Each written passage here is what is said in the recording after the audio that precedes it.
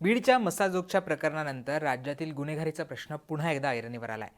एकट्या बीडमध्ये 1200हून अधिक लोकांकडे अधिकृत बंदुकीचे परवाने असल्याचं समोर आलं होतं. सामाजिक कार्यकर्त्या आणि आरटीआय ॲक्टिव्हिस्ट अंजली दमानिया यांनी देखील याबाबत आवाज उठवला होता. अनेकांकडे परवाने नसतानाही त्यांनी बंदुकीसोबत फोटो काढले असल्याचं देखील दमानिया यांनी समोर आणलं होतं. त्यानंतर बीडचे पोलीस अधीक्षकांनी काहींवर कारवाई करत गुन्हे देखील दाखल केले होते. बीडच्या गुन्हेगारीचे नवनवीन किस्से रोज माध्यमांसमोर येत आहेत. एकट्या बीडमध्ये 1200हून अधिक अधिकृत बंदुकीचे परवाने असतील तर जिल्ह्यात अनधिकृत किती बंदुका असतील असा प्रश्न आता उपस्थित केला जातोय. बीडचं प्रातिनिधिक उदाहरण आहे. अनेक जिल्ह्यांमध्ये अनधिकृतरित्या मोठ्या प्रमाणावर बंदुकींचा तसेच गावठी कट्ट्यांचा वापर हा गुन्हेगारांकडनं करण्यात येत असल्याचं अनेक घटनांमधनं समोर आलंय. बीडमध्ये 1200हून अधिक बंदुकीचे अधिकृत परवाने दिले असल्याने तुम्हाला प्रश्न पडला असेल की इतके परवाने कसे काय दिले गेले. त्याचबरोबर एखाद्याला बंदुकीचा परवाना मिळतो कसा हा देखील प्रश्न तुमच्या मनात आला असेल. याच प्रश्नांची उत्तरं या व्हिडिओच्या माध्यमातून समजावून घेऊयात. बंदुकीचा परवाना शहरी आणि ग्रामीण भागात कोणाकडून मिळतो आणि त्यासाठी कुठले नियम आहेत ते आधी समजावून घेऊयात. सुरुवातीला ग्रामीण भागात बंदुकीचा परवाना कसा मिळतो ते पाहूयात. ग्रामीण भागात बंदुकीचा परवाना हवा असेल तर जिल्हाधिकाऱ्यांकडे अर्ज करावा लागतो. तुम्ही कुठलं हत्यार घेणार आहात, त्याची तुम्हाला का गरज आहे, या सगळ्याची माहिती तुम्हाला त्या अर्जासोबत द्यावी लागते. जिल्हाधिकाऱ्यांकडे हा अर्ज आल्यानंतर तो पोलीस अधीक्षकांकडे दिला जातो.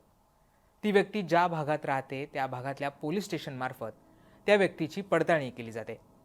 या त्या व्यक्तीचं कुठलं गुन्हेगारी रेकॉर्ड आहे का, त्या व्यक्तीला खरंच बंदुकीची गरज आहे का, त्या व्यक्तीला कोणाकडून धोका आहे का, या सगळ्याची पडताळणी केली जाते. याची संपूर्ण पडताळणी झाल्यानंतर त्याचा रिपोर्ट हा पुन्हा पोलीस अधीक्षक कार्यालयाकडे पाठवला जातो. पोलीस अधीक्षक कार्यालयाकडून तो मग जिल्हाधिकाऱ्यांकडे पाठवला जातो.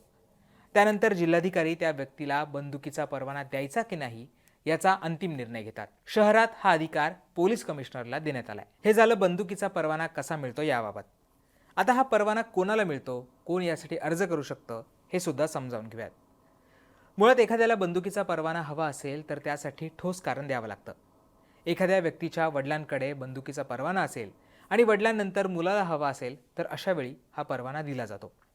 एखादा सैन्यातील सैनिक आहे, सैन्यात असताना त्याच्याकडे बंदुकीचा परवाना असेल आणि रिटायर झाल्यानंतर त्याने पुन्हा परवान्यासाठी अर्ज केला तर त्याला देखील हा परवाना मिळू शकतो.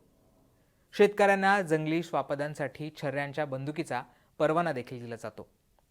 एखादा व्यापारी आहे, त्याला धोका असेल तर अशा वेळी देखील हा बंदुकीचा परवाना दिला जातो. अनेकदा पेट्रोल पंप चालक देखील बंदुकीच्या परवान्यासाठी अर्ज करतात. अशा वेळा त्यांची पडताळणी करून योग्य कारण वाटल्यास त्यांना देखील असा परवाना दिला जाऊ शकतो. अशा पद्धतीने बंदुकीचा परवाना कसा मिळतो आणि तो कोणाला मिळतो हे आपण समजावून घेतलं. आता हा परवाना रद्द कधी होतो हे सुद्धा पाहणं तितकंच महत्त्वाचं आहे. एखाद्या व्यक्तीकडे परवाना आहे पण त्याने बंदुकीचा गैरवापर केला तर त्या व्यक्तीचा परवाना हा रद्द केला जाऊ शकतो. एखाद्या व्यक्तीने त्या बंदुकीचा वापर करून गुन्हेगारी कृत्य केलं तर अशा वेळी देखील हा परवाना रद्द केला जातो. एका विशिष्ट काळासाठी हा परवाना दिलेला असतो. अधिकारी या परवान्यांची पडताळणी करून एखाद्या व्यक्तीला परवान्याची आता गरज नाही आहे असं त्यांना वाटल्यास त्या व्यक्तीला नोटीस पाठवून त्यामध्ये योग्य उत्तर न आल्यास असा परवाना रद्द केला जातो. यात महत्त्वाचं म्हणजे एखाद्याला बंदुकीचा परवाना मिळाला तर त्याला ती बंदूक हवी तशी वापरता येत नाही.